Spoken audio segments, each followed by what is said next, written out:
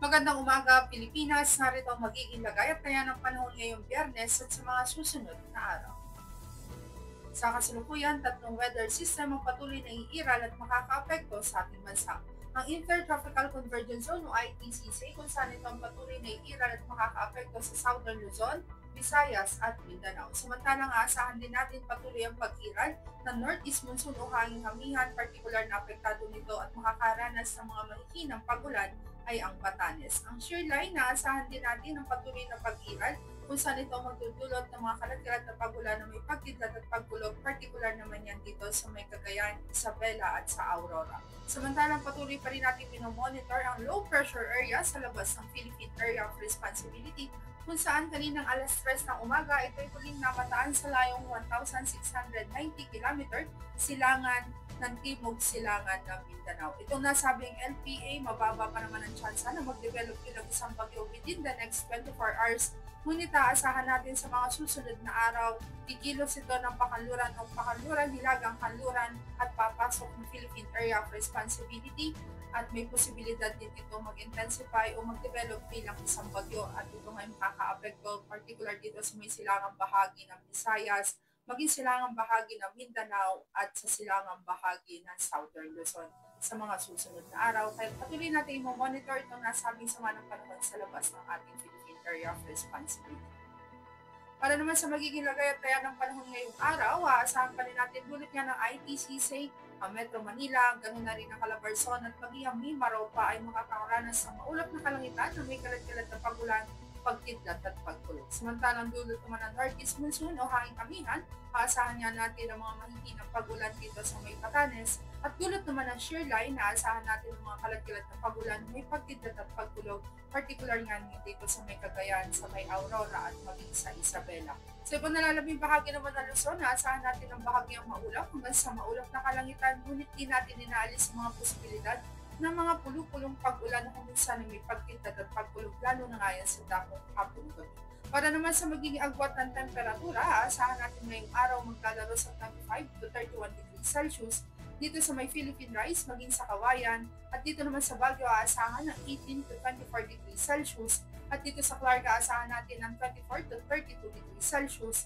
Dito naman sa Metro Manila, aasahan ng 25 to 32 degrees Celsius, at sa Lipa, aasahan natin ngayong araw ang temperatura ay maglalaro sa 24 to 29 degrees Celsius. Dito sa may Bicol region, aasahan natin ng 25 to 31 degrees Celsius, at dito sa Kalayaan Island, maging sa Puerto Princesa, asahan ng 25 to 29 degrees Celsius.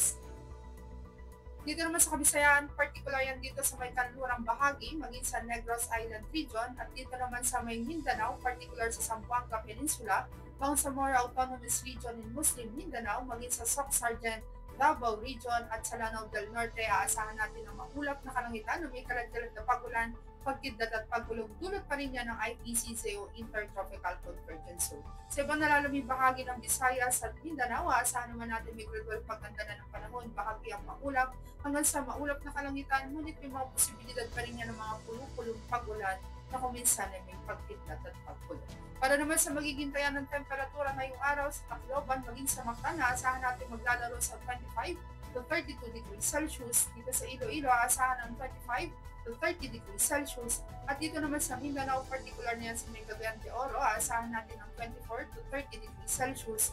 Sa Davao at maging sa Zamboanga, aasahan ng 25 to 31 degrees Celsius.